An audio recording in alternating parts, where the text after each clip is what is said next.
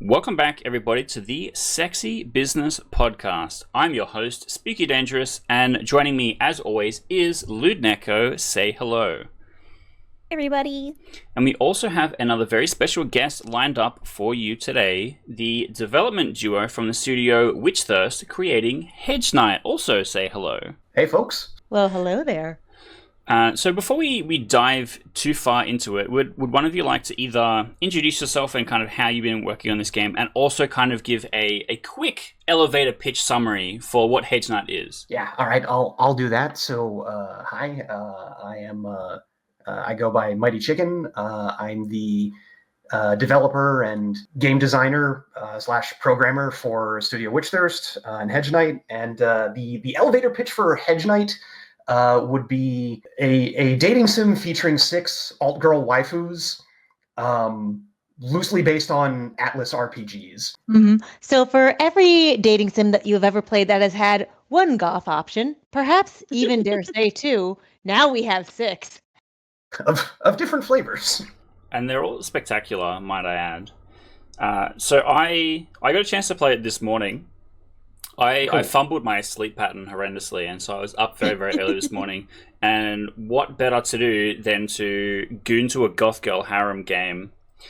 And so I got to play through the first hour, maybe. So I got to see all the different character introductions. I got kind of like the loose plot introduction. But immediately the big standout, and it literally load into the game, and the first kind of lines delivered to you, the voice acting is tremendous.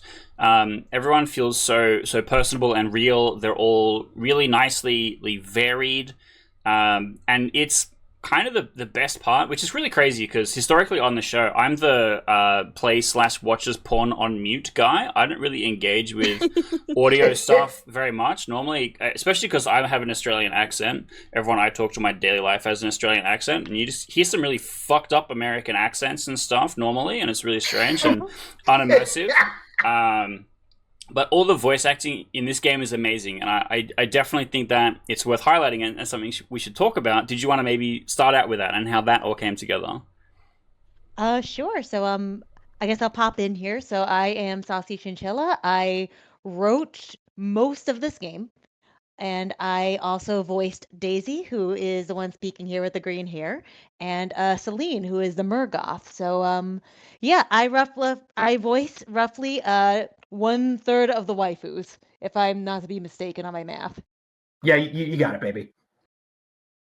Right. So basically we have a lot of theater and performance background in our prior lives, and when we decided to embark on making this game, we brought a lot of that experience with us. So my whole idea behind this game is I wanted to make the game where you could talk to friends and be like, listen, this game is great. Is it porn? Yes, but it's got a really good story. Hear me out, kind of thing. Exactly. So, are the voice actors that you brought along people that you knew from theatre, or there other people that you brought along, but because of your experience, it was easy to work with them? It really just does come down to, we kind of have an unusual skill set and background going into this, and we've got that background in live performance, and so we just kind of happen to know some talented people in that arena. And while we're kind of thinking about hey, how do we, we want to make this game, how do we make it pop? And it's we probably have access to an unusual amount of voice talent, and that kind of led to talking with of all people, a voice actor who was on Newgrounds way back in the day in the late 2000s, and he kind of taught us how to rig up. Hey, here's how you could rig up a jury rig sound booth, and we did that. We experimented with that for a bit, and then we were just able to get ourselves and our friends in, one by one, and just record the lines. And You've also been voice directing this entire production. Yes, I didn't mention that earlier, but yeah, I have kind of done that, and I kind of taught myself how to edit voice acting in Audacity to make all this happen. You also voiced the villain. Yes, I do. I do also voice Inquisitor Ambrose, who you. The voice actors for all of the witches, by the way, low key have a secret / not secret goal of make Ambrose fuckable that he keeps fighting us on. Amazing. Yeah, but he's a bottom, right? He gets like pegged by one of the goth baddies, surely. Most likely Miranda, if I'm going to put money on it. I shouldn't really, because what I say tends to be canon, so I need to let someone else figure that one out. I mean, like, I'm an old man fucker, and I saw his, like, Ambrose on the page, and I was like, I don't think he's gonna be in any NSFW art, but damn. I told you! We are missing out. The first hug pillow, he has to be him.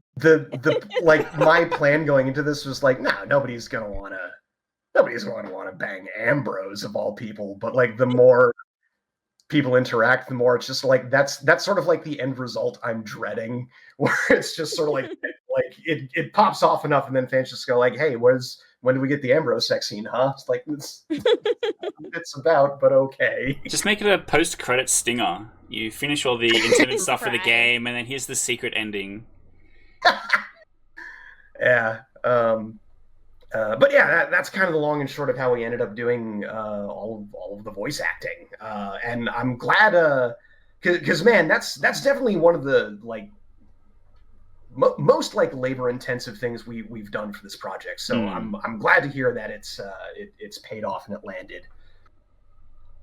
Now, you mentioned Newgrounds, which we've talked a little bit about Newgrounds in the past, especially because like it's a very common source of people first getting into like adult gaming or adult animations and things like that.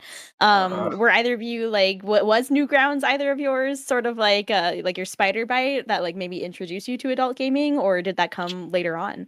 So we recently like released a demo on Newgrounds. We had it on itch for a while, and we put it on Newgrounds. And as part of the promo for that, we went on our Blue Sky accounts and basically did like kind of comparing status updates of like, it is 2006.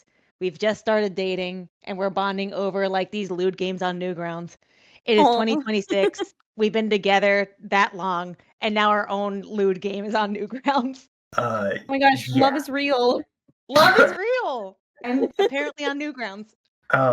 Yeah, so I can tell you with certainty, and you know, this is absolutely going to age me here. My first introduction to Aerogay was playing like the earliest versions of Sim Girl on Newgrounds back when it came out. Like okay, Sim classic. Girl, yeah, like Sim Girl and Ganguro Girl, and that sort of led to the world of like, oh, hey, there's like also like Japanese ones that you can just install on your computer. And that led to me playing like True Love 95, which 95 I thought was, as in it came out in 1995? Are you really dating yourself like that?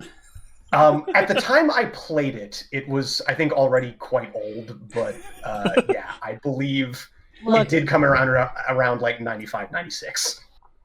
It was an effort to get on the internet back in those days. It's true, yeah. Yeah. But no, that's something else that I definitely would have played in like the mid 2000s. And I kind of, I guess, fell off for a bit, and then I think what kind of got me back into, oh wait, yeah, Aerogay are a thing, is like Honey Pop in the mid 10s got really popular. Shout out Markiplier. Hey. Oh geez, did Markiplier play Honey Pop? He did, yeah. He was one of the main fulcrums in it becoming so popular, I think. Wow. Oh, that's great. Yeah, and then that kind of led to me exploring it more and more, and eventually just kind of going like, hey, you know what, maybe,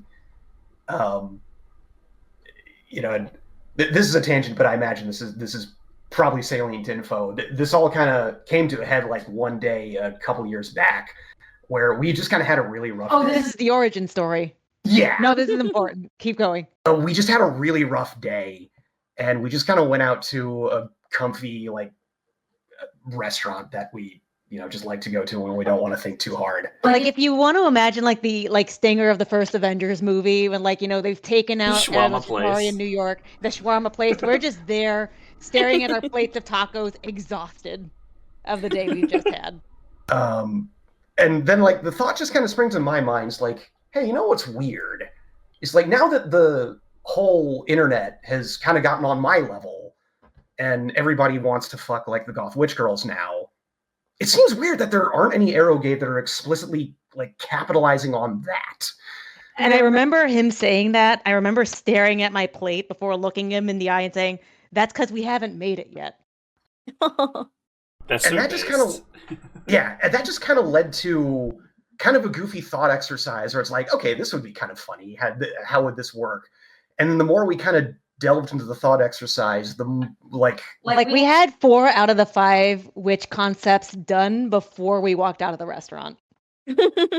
Right. And then it's like 2 weeks later, it's like, oh wait, we have a whole design document. I basically started writing Daisy's romance route, and I was about halfway through before I sat you down and said, "This is going to be a thing." And so yeah, here we are. A good buddy of ours, J Money. Shout outs to J Money. Shout out to J Money, who helped us coordinate and find artists. Because that's sort of like the one major skill gap we don't have, where it's just sort of like, okay, you know, we've got performance background. I can teach myself how to use RPG Maker. Oh. and I already did it. 11:45. And there, the waifu counter is up to 1. You know, I'm biased because I'm married to Saucy Chinchilla, but I think she's a fantastic writer. So it's like, okay, we've got those grounds covered, but it's like we don't know how to make art, and we don't know anybody that does. So J Money was absolutely fantastic because he, you know, as far as we can tell, just kind of like pulled artists out of the ether. Yeah, major shout outs to Neon Auralite, to Cyanide Candy, to Grucci. They're the ones who are providing the character portraits we're using tonight and the background. Yeah. Yeah, and I was so thrilled with the character designs when they were finalized. Yeah, I do want to drill into that a little bit. The character art is fantastic. The other thing that I did want to kind of highlight as well is that normally when I'm making stuff, right, I really want everything to be... I'm always focused on, like, it being really immersive, and so I want everything to be like really clean. We usually go for like really, really wide shots when it comes to backgrounds and stuff like that. And I found that one of the things that I actually really appreciated is that when you go and spend time with one of the girls and you go to their rooms, is that the art style of the background is, and not in a negative way, it's kind of messy, right? Where there's kind of a little bit of everything going on. There's so many things here happening. And it's like a little bit, not like scribbly, but like a little bit like that, right? And then you have the really cute, high quality character art sitting in front of you. And it was, I can't remember her name. I think it's the white-haired girl that you meet first. Lucy. I think that's the first background of a bedroom that you see, and you walk in and they've already kind of described her as being a bit of a chaos gremlin, and she walks in, she's like, "This is my room," and I'm like, "Shit, girl, you live like this?" And it just like it perfectly set the tone for the character so well. But then you go into one of the other rooms, like for example Eliza's one is more like a bit of a library with like a nice big reading couch and stuff like that, and it feels really cozy rather than feeling so polished that everything feels like it has to be so serious all of the time, which is a thing that I worry about a lot with my games, that it feels so serious all of the time. But I feel like it plays really well because it makes the character pop. Like you're not wandering and like digging through the different details, reading all the different things on the wall or whatever. You're talking to this person that's in front of you, which I think I really appreciate. Did you want to talk about some of the director part where it came to putting together a visual style for matching the characters and the backgrounds and stuff like that? Oh, absolutely. So we have a different background artist for each of the girlies' rooms, Crave Nightshade. And something that we told Crave was we wanted to get the idea of like the witch mages from Madoka Magica for each of their Hell rooms. So yeah. Yeah, I was definitely getting that vibe.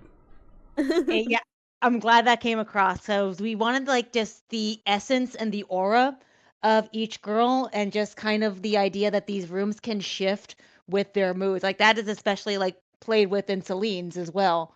Because you'll notice in Celine's you go into the beach, but then as you get closer to like where she's more vulnerable, like that's where like the shift starts happening, and that plays along well with her story arc.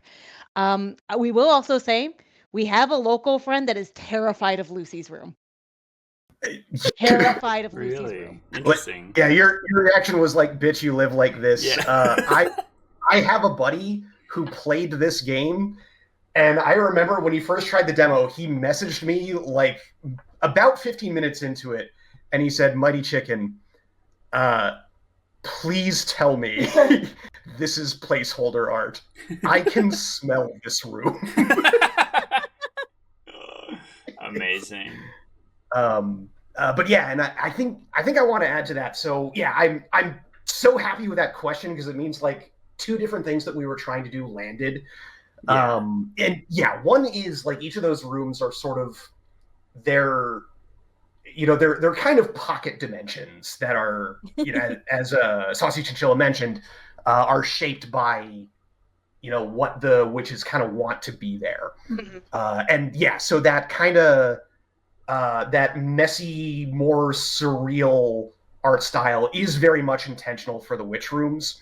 And I'm also happy that the cozy vibes landed, because we definitely want these characters to kind of have like levity and feel approachable and comfortable. Yeah, And I they're definitely got also a that. found family. And part of being a found family is being able to create a home with people that you really resonate with when you're escaping or leaving circumstances that you didn't have that before. Right. Yeah, for sure. Do you feel like, or you get the sense of, that there is a community favorite character? Or have you done polls? Because I thought I knew what my fans' favorite character was in my games, and then I did a poll and I was really fucking wrong. So I'm curious to hear your thoughts on that. Right. So on a level, I feel like we don't quite have a big enough or even necessarily engaged enough following to gauge that just yet. You did conduct an unofficial experiment at a convention, though.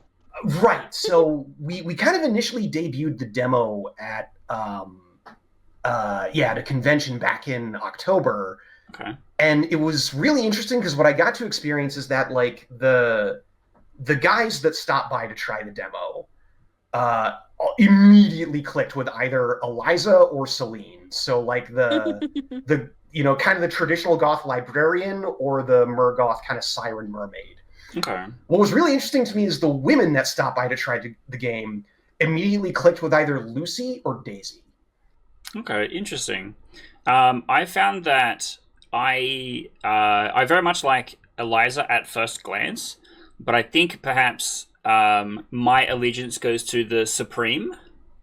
Hey, a Miranda enjoyer. Yeah. The same friend who begged me to tell him that Lucy's room was placeholder art also called Miranda the quote objectively correct choice. Absolutely. I mean, just on my cursory glance, I think I actually like Annette the most. But I always like the pink and black is she's very Dracula or coded. Oh yeah, she's meant to be the pastel goth girly. She's so Annette she's absolutely the kitchen witch. And we sort of lean into the stereotype of French chefs somewhat because Annette is voiced by a Quebecois friend of ours. Hell yeah. When you get a chance to check it out, by all means, see if Annette clicks with you. Mm-hmm. Now, we've talked a little bit about some of the characters and art, but I want to talk a little bit about the gameplay, especially since you said this is inspired by a lot of the Atlas RPGs like Persona. And obviously you're early into production with this, but how do you kind of envision that playing out in this ideal theoretical version of the game? All right, so the version of the game I have planned, it's absolutely not going to be Persona scale quite. It's going to take place over 3 in-game months. So roughly 84 days. Yeah, pretty much. Like the demo covers the first 14 days of the game. It's basically the first like sixth of the game, pretty much. But much like those kinds of games, each character kind of has their own route, which consists of 10 events, and each one can happen kind of at the same time. There's not necessarily a point where you are locked into one route, but in the future version of the game, it is, depending on what any given girl's like relationship boundaries are, it is possible to do these girls dirty, and that's also kind of how you might end up with a bad end. And yeah, kind of along those lines, I just also really loved, I really loved how those kinds of games handle like character side stories, with and how you develop them. And I also just sort of like that particular solution to turn-based combat of like, how do you make it engaging? And I like the answer of, okay, turn each fight into a puzzle where you have to figure out and exploit, essentially elemental weaknesses so you can maximize your action economy and solve the fight as, smoothly as possible. Mm-hmm. So while the graphics are more akin to like, say, Chrono Trigger, like even the early Final Fantasy games, the fighting style is definitely more Persona. Yeah. Yeah, I want to double down on that for a second, because I actually really did like how the combat was presented. Because the way it's too shortcut an explanation, so to say. When you're using a special attack, it costs you health, but if you hit correctly, basically you get an extra turn, so you're mitigating any damage that you would be taking by having an extra advantageous attack. And so the more you know about the thing that you're fighting, the more effective and the better you're going to be. So it does really reward you as a player for paying attention, or for like you learning things through playing the game rather than your character just getting skill points and doing bigger number, which I actually really appreciate. And I thought that was a level of thought and nuance into a combat system that is not normally applied to a game where the main selling factor is adult content. That said, and a lot of the other RPG Maker-esque or games that have combat as a mainstay part of an adult game usually are like dodgy AI slop games, because they can just huge dump a source code thing and then just paste the art on top of it as well. So I wonder if we've already covered off on a lot of things that this game does very well. I am now curious as to which parts do you choose to highlight when it comes to marketing this game? Oh man, I think the things that I like to put forward as I can are the character designs, because I think those pop. I think those are pretty unique, even in the world of indie eroge, which does have a lot more unique character designs than I think kind of like mainstay, say like harem anime or isekai anime. Oh, does. For sure, yes. Or Overwatch characters, absolutely. Overwatch is a game. It was at some point, I think. Once upon a time. I only really know Overwatch as a genre of pornography. Same. It's so true. Yeah, I think I like to put the character designs forward, front and center. Again, shout outs to Neon Auralite and Cyanide Candy. Cyanide Candy for giving us those amazing designs. And kind of the idea of like, hey, narrative heavy eroge of goth witch girls. And kind of to that end, we kind of tried to make everything about the game as, kind of good and high effort as we could, partly because we kind of feel like the best eroge out there are the ones that are actually, decent games first, and vehicles for pornography, I don't want to say second, but porn is marketing, right? Like it's oh wow, this game will make me come. Wow, I better click on it. Yeah, it'll make you come, it'll make you cry, it'll make you think, it'll make you laugh. Maybe not all in that order. But there is something for everyone here, as long as you're over 18. But yeah, and a lot of it too, I think there is a level of, I think there may even be a level of insecurity that we had going into it, where it's just sort of like, hey, we know all these levels that we can absolutely deliver on. man, delivering on the porn, that's new to us, though. And even now in the demo, we're very light on H content. We only really have like the one sex scene so far, but we are working on Demo Plus, which is going to have another H scene, and then it's basically the rush to get the funding so we can keep putting the art where the writing is. Yeah, Right. absolutely. Yeah, that's pretty much it.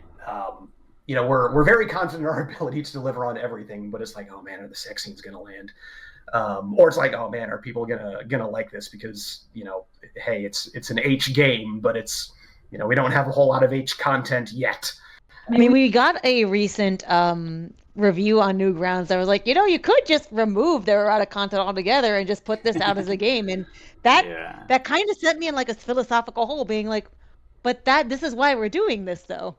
No. Like, it's good enough. It doesn't have to. It's like, but why can't we have both? I'm greedy. I want good writing and good sex. I mean, there is a route where you do both, where you do the classic Steam adult game release before they became more lax with it, where you release a safe for work game that has the DLC, which has all the adult content unlocked in it that way. So that way you get past some of the initial stigma, and people that are deeply unhorny can play the safe for work version, and people that are horny will spend extra money on it, which isn't the worst. But it sounds like you guys have a similar problem to me, where it feels like you're putting the train tracks down in front of the train as it's kind of rolling. And it really is difficult to keep up, because it's pretty quick to consume art and very long to create art. And so it is hard to, kind of fill out the game with all the things that you do really want to put in there. But that said, is there any stuff that's upcoming or stuff that's currently cooking that you guys are maybe excited to tease here? Ooh. Okay. Should I? Okay. Pretty soon after this recording, we hope to have a major update to the game happen. It's initially only going to be available on our Patreon, surprise, surprise, but we are going to update some things in the free version of the demo as well. I hope to do just a little bit of quality of life there. The patrons only build is going to include Celine's first sex scene. Right now we only have like Lucy's first in there. And then the update after that is going to add Daisy, Annette, and Eliza. Yes, that is correct. Tragically, Miranda's going to be the last one to get a sex justice. Scene, but no justice. No justice at all. But she makes you work for it, and damn it, it's worth it. I promise we're going to get there eventually. And once we get the next update after that, we're going to move. Once we're 2 updates down the road, whatever's the kind of like second most recent update is going to be made available for free up to a point. If you want to, if you're a Celine stan listening and you want that sex scene, hey, please support us on Patreon. It'll help make the game get made faster. Mm-hmm. If you're patient, you want to wait it out. Don't blame you. That's understandable. Absolutely. But we do want to eventually get 4 scenes for each girly. We get there when we get there. Yeah, it is a bit like that. Speaking of getting there, we are at the close of our episode, which means Neko has been patiently waiting 29 minutes to ask you both this very important question. Yes. Who is your favorite waifu and or husbando? I think you should start, baby, because I feel like you've got the firmer answer. I do. So I thought a long time about this, and I realized that I have 2 types. Man who will burn down the world for the person that he loves, and vampire twink, which means it's Dracula and Alucard. The Father, the Son, and I'm the Holy Spirit. Amazing. I was half expecting you to say Astarion there. I mean, he's in the cuck chair, obviously. Yeah. The Speaking unholy of spirit. Yeah. Speaking of which, along those lines, I think I've got a lot of answers, but I think my final answer is Shadowheart. Hey! If I'm being real. Yeah. Yeah, my experience with Baldur's Gate 3 was like going into it, I heard the words Drow Paladin and is like, yes, I know what I'm about. And then quickly found out, like, hey, if you want to sleep with the Drow Paladin, you're going to have to commit some more crimes. And I'm like, I don't think I want it that bad. No. And then Larian's just kind of like, sorry, the whole, like, Minthara Drow Paladin thing didn't work. Would you like a goth elf baby girl? And I'm like, yes, I would, Larian. That'll do. Thank you. Yeah. You were born for that. I got jump scared by Shadowheart because I saw a lot of. I came to Baldur's Gate late and hated it, but that's a discussion for another time. Sure. I got to it late and I had seen a lot of art of Shadowheart already, and then played the game. I'm like, this is what she fucking sounds like. I was just so flashbangs by the accent. I was just not expecting it at all. So much art of Shadowheart. I know in my head what this character sounds like. It's like, wait a minute, what the hell is Jennifer English doing here? Harriet. Oh, that was the wild one for me, is playing like Baldur's Gate 3, Romancing Shadowheart, and then playing Expedition 33. Yeah. And it's like, wait a minute, what is this is messing with me. All right, now that we're really at the close, I need you to look Yes. directly into the camera and tell everyone exactly where they can find Hedge Knight, what socials they can follow you on, all the good call to action business. You got it. Shall I? Go for it. Okay, yes. So please check out the Hedge Knight demo. Look up Hedge Knight or Studio Witchthirst on either itch.io or Newgrounds. From there, you should also be able to find our link tree. That's also going to include our artist socials. So please also look up Neon Auralite, Cyanide Candy, Grucci, and House of Nightshade. Projects like this live and die on the art, and all the other stuff we're doing, I don't think would pop nearly as hard if it wasn't for all their hard work. And of course, shout outs to J Money, who helped put all of this together. Mm-hmm. All right. Well, that'll bring us to the end. Now, here's the part where I do our outro. Yes. Well, you got to watch another awesome interview, dear viewer, and we have a lot more coming and a lot of other fun stuff. And so if you aren't already subscribed, you should go ahead and hit the subscribe button and make sure that you have notifications enabled, because we are posting every single week, and usually our videos probably get pushed to the bottom of your algorithm, so you will never see them if you don't have notifications on. And related to that, obviously you liked this interview. We got to talk about goth girls, so you should give us a thumbs up, and feel free to leave a comment down below. If you check out the demo, maybe tell us what you thought about it, who your favorite waifu was, and we do also appreciate suggestions. So if you have any ideas for people you'd like to see on the show, or even just games that we should be aware of, let us know down below. But otherwise, thank you again, Studio Witchthirst, for joining us, and we will see you all next time on the Sexy Business Podcast. Bye, everybody. Bye-bye. Bye. Bye, folks.